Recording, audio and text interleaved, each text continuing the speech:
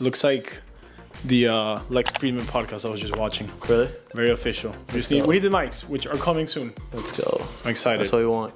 I'm right there. Nice. Do you want to state to the camera your nickname, soon-to-be position, social security number, and a fun fact? My nickname is Barn. There you go. My social security, I actually don't remember. My summer position is going to be a summer investment banking associate or investment banking summer associate. Mm-hmm. And a fun fact is that I have a YouTube channel. That's what you say in the MBA classes, in right? my classes, yeah. That's the best fun fact ever. So how many? It's gonna be 10 weeks from the day you start. It's gonna be 10 weeks to the dot. You feel like it's gonna be like a marathon of just doing whatever you have to do. I mean, I'm like you. I'm very well rounded, right. And I like to do many things. Like I like to work out. I like to read. I like to cook. I like to be healthy. And those 10 weeks, I've already mentalized myself that I'm going to be 100% dedicated to the internship. Right. Not going to work out. I'll probably eat out every single day. Probably won't live the healthiest life. But once, hopefully, I get the return offer, when I work full-time, I will try to manage how to distribute or how to have some kind of work-life balance and stay as healthy as I can. So 10 weeks. Tell me what's the pay structure for someone that becomes, like, it's going to be an associate? Because I remember when I was studying finance and they were, like, talking about investment banking, the way that they said it would work, it's like they grabbed the salary for an associate and then they prorated 40 hours a week. Obviously, it's much more than 40 hours a week. Yeah. And they pay you the equivalent as if you work 40 hours a week. That's it. Yeah. So for an MBA, it's pretty generalized. It's either 175,000 to 185,000 for pretty much every bank, and they prorated for 10 weeks. So a summer associate would make either one of those two salaries divided by 52 times 10. Okay. Some banks, like Citi, actually pay overtime during the internship, which is massive. Like they make, Citi interns make a lot of money because obviously you work some weeks 60 hours of overtime. And that's 1.5 times your normal salary. So it's insane money. So I actually have my handy dandy calculator here, which actually just took the CFA compliant. But so if it's 185 divided by 52 times 10, you're looking at 35 to 40K for that summer. Exactly. For 10 weeks. Pre-tax. Yeah. And then usually do people get paid a salary bonus? A signing bonus? It depends on the bank. There's banks that pay an early sign bonus. So if you get the offer, if you sign within the week, you can get anything from 5K to 15K. Oh, wow. And then there's some banks that offer a diversity bonus that it depends on the bank, but it's normally on your internship, you get 40,000. And then on your first year, you get 35,000. So obviously to qualify for that, you have to be diversity and you have to apply, write an essay and get approved, get the offer. But that's also a nice bonus. Oh, nice. And then after, if you get the offer, you get a signing bonus. And that one can be pretty sizable. It can be anything from 50,000 to 85,000, again, depending on the bank. What is the bank that is known for paying the least and what is the bank that is known for paying the most? So paying the most, I think it's Centerview Partners. I think they're kind of small. They're a boutique, and they make a lot of money. And so they're well known for paying the most. And the least, I'm not sure. However, I'll say that Goldman Sachs is known for having the Goldman discount, that their bonuses are not as big because they know that you're going to work. You're going to want to work at Goldman because you want the name in the resume. Yeah. And like JP Morgan doesn't have a discount? Or is that Goldman Sachs is like the one known for I guess Goldman Sachs like the peak of investment banking. So everyone, obviously, like if you want to work for the best, you want to work for Goldman Sachs. So if you want to work in a Bulge bracket, so that's why they have that discount. What's the Bulge bracket? Oh, so the Bulge bracket is like the massive international banks that have a balance sheet that they also loan out money. So think of the Bank of America's, JP Morgan's, Morgan Stanley, Goldman Sachs. And then you have your boutique banks, which are banks that don't have a balance sheet. They generally don't loan out money, don't lend money, and they only focus on investment banking. So Centerview, Evercore, Guggenheim, etc. What was your recruiting process like? Yeah. And kind of how does that compare? Like how is it different to like the standard recruiting process for an internship as an MBA candidate in an investment bank? Yeah, so mine was particularly different because I did something called the Pre-MBA recruiting, which is basically that you recruit before you even start the MBA. Before you even step foot on your MBA, I was already recruiting. It's once you're accepted and you commit to a school, but Right. before you start on the school. Right, yeah, you have to be going to an MBA because you have to submit a resume. Did you do it through MOT? I could have done it through MOT. I did not do it through MOT. Okay. I found out actually our friend Franchi sent me a link through LinkedIn about the program. So Franchi pretty much got me the offer. he sent it to me. He's like, hey, I know you're doing an MBA. Apply.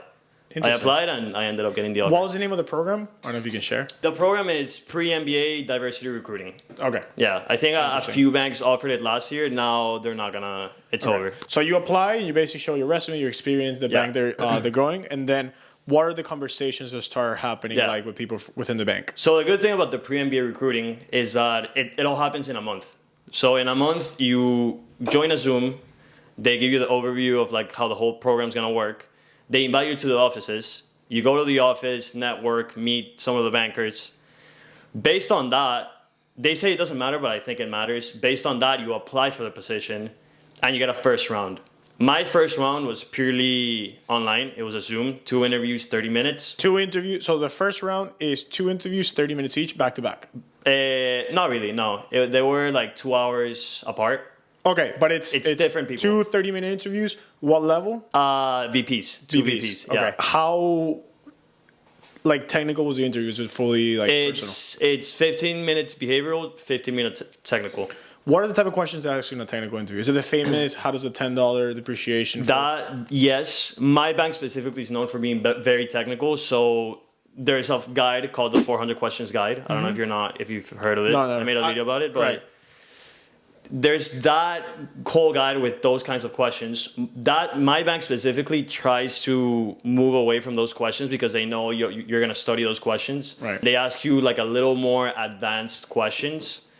One of them was purely algebra. They gave me like a few variables and they asked me, calculate the price to equity ratio or the price to earnings ratio. So it was pretty hard. I will say I probably got like 2 or 3 questions wrong and I still got the super day. So one advice I always give is if you're in the interview and you know you don't know a question, just talk to the interviewer about how you're thinking about it. Right. They'll help you out. They don't want you to think get all the questions right. They want to see how you think. That's it. Yeah. Okay. They want to see how you think. And I didn't get them right, but I got to the answer. If that makes sense. Right. So at first he was like, no, that's not correct. Think about this or think about it this way. And he guided me to the answer. From the 3 or 4 pillars that Barney has, which are college education, 2 years as a KPMG employee, CPA, being a CPA, and then preparations for investment banking interviews. Yeah. How will you rank them as most important for answering those questions? I think that my CPA helped a lot. I think my CPA, I will say, was a differentiator because I consider myself very strong when it comes to accounting. So all the accounting questions, I did review from the guides, but it was natural. I think second would be the guides because everything that's DCF, enterprise value, equity value, I didn't really know what it was before, so I had to learn from scratch. So I think those 2, and obviously my undergrad, I think, bleeds into those 2, but I think those 2 were the key for sure. Interesting. You had a famous, not famous, but you had someone that said, what are you studying in college? And you were like, accounting. He was like, I wish I would have studied accounting because it's all analysis. Accounting, I mean, I will say that a lot of the banking questions are going to be accounting related. Yeah, they love when you know accounting. Have you seen other people that are CPAs like yourself that went into investment banking? I've seen CPAs and CFAs. So it's crazy because my bank, since it's so technical, I think most of the people I interviewed with were both CPAs and CFAs, which is pretty insane. But that's an anomaly. In general, in the Bulge brackets and in most of the boutiques, you don't need like any technical experience. You don't need previous experience. I've met people that did purely management consulting or healthcare or something completely unrelated, and they were able to get a banking interview. There's just some banks that do like if you have some kind of finance or accounting experience before. Okay. Interesting. Okay. Yeah. So you get to the interview, technical interview, 2 30-minute interviews. You pass that first round. Then it's super day. Then it's a super day, which is pretty insane. In person or online? In person, in the offices. It's 2.5 hours, 5 interviews of 30 minutes. So insane. You sit in a room and the interviewers just rotate. 30 minutes with one. Thank you, Alejandro. They get up and the other one. You see all the different levels, right? You see an associate, an MD. Okay. Yeah, I think I saw one associate, which was 30 minutes technicals, 2 VPs, 1 MD, and 1 senior MD. The guy had been at the firm since the beginnings. And that one was interesting because he literally just sat down. He didn't ask one technical the whole interview. He sat down and he asked me, why do you want to do this job? It's a pretty hard job. Like, why do you want to do it? And the conversation just flew by. And at the end, we ended up talking about Barcelona, the soccer team. So you might get that kind of interview that it's just a higher up that just wants to get to know you as a person. Did you have any weird questions or any like things to try to tip you off? I think the hardest question was, what would you, or tell me about a time where you faced an unethical dilemma at work. Honestly, I had never faced one. And I just had to think through like my experience at KPMG. And I was able to come up with a story that's kind of messy. But that was not expecting that. And another one was, if you're going to meet with a client for the first time, what are you putting in the deck? And for that, I just literally mentioned what we would put in a KPMG pitch deck. And it worked out. Have you heard any crazy stories of people interviewing for investment banks and things happen? Like I've heard, obviously, like I heard someone that during the interview they will have people like walk into the room to see how you can handle like distractions. Obviously, these are more far-fetched of like someone that got thrown a Rubik's Cube and was like, solve it. Obviously, there are things that you see in the movies, but like sometimes they want to trip you off, not because they wanted you to solve it, but just because they want to see how you think. I think the weirdest thing that happened to me was this senior MD that just sat down and started and just asked me that question. And he was looking at his phone too. So maybe they do that on purpose to see how you react when someone's not like paying attention to you. It's pretty scary. Let's pause here. From the experience from your friends, how are the recruiting process when you're a normal MBA student different than what you said? Normal MBA recruiting is a lot harder. For a booth, at least, you start school September 30th. October 4th, you're already showing up to class every day on a suit and tie. Because at first you have information sessions. Oof. So Goldman Sachs will come to campus with a PowerPoint. They'll walk you through the program, whatever, and then you network with the bankers. After that, you do coffee chats. First, you start coffee chats with the second years, and then you do coffee chats with the bankers. They have to schedule. You do a bunch of coffee chats. Are these bankers that work in Chicago, or these are bankers that came to... Mostly New York. And they come to Booth. It's only alumni from Booth that come. They talk, that you meet with them, then they recommend you to other people to talk, and you just start talking with people. And these coffee chats are mostly behavioral, but they also ask you about deals. They ask you about any recent deals that you've been following, any trends that you're seeing in the market, any macroeconomic news that you've heard. It sounds pretty similar to what you do in undergrad, like the information sessions. No, 100%. Yeah. And then once you get to know the bankers, each bank is going to do something called an invite only. So the people they like, they're going to invite to another event. Might be a dinner if it's a smaller bank. It might be another big event. And same thing. You talk to the bankers. We call it a crop circle. It's just one banker and then people surrounding the banker just asking questions. Pretty tough. Yeah. And then after the invite only, you'll probably get an invite to the New York office, or you can get a first round interview. Depends. And then it kind of feeds into what you did. Exactly. Which is the first round interview. Might be online, might be in person, and then the super day. So you go to Booth, which is top 3 business schools. Thank you. You have the experience. No, meaning like someone goes to Booth, which is like a top 3 business school. You have the experience. You have everything. Have you seen people that like really wanted to work for like one of the big banks as an investment bank and just couldn't do it because they didn't like do the networking correctly or something? That's a good question. Most of my friends got it. I think I always say that if you go to Booth or to Wharton or like one of these feeders that are really good in finance, and you're a very personable person, you will get an offer. Maybe not in Goldman Sachs, but you will get an offer in one of the other top banks or a boutique bank. And it's like, it's not what you're going to learn. There's the fact that like most of the filtering they already did for you when you apply and when you apply to the MBA. Into the school. A lot of people say that the MBA is like a glorified HR department for these big companies. If you can make it to Booth, they already know you're smart. They just want to make sure that they can work with you, that you're a cool person, you're easy to talk to, you're not annoying, you're not... Right. So you don't know anyone that like didn't get an offer for investment banking because if they wanted to do investment banking? I do know a couple people that didn't get offers. I wasn't doing the recruiting with them because I did it before, so I can't tell you why. Maybe they got too nervous when they were interviewing in the networking, but most of my close friends, I think all of my close friends actually got an offer. Yeah. The majority of the people that you've been going to school with wanted to do investment banking? Consulting. I think in the MBA, it's most people want to do consulting and then investment banking. Okay. So, Super Day, what comes after the Super Day? Super Day, you get home and just wait. It could be 1 day, it could be 2 days, it could be a week. I heard stories of a week because maybe they give the offer to another person. And they're waiting for them to decide. And they're waiting for them to decide. Maybe they go to a better bank and then they give you an offer. You're competing, obviously, against the people that are at U Chicago. And like, when you went to the interview, were there people that were going to like other MBA programs? Yeah, everywhere. You're competing against everyone doing an MBA. That's why it's important to like be in one of the top schools. But the big banks won't necessarily only... like, it's not like they have a list like in suits that it's like only Harvard, but maybe with a few banks. It's like... it will be any MBA school, but obviously they're recruiting mostly from the top ones. That's a good question. I would imagine they have a quota. Right. Maybe, because maybe I have a partnership with the school. I don't know how it works, to be honest with you.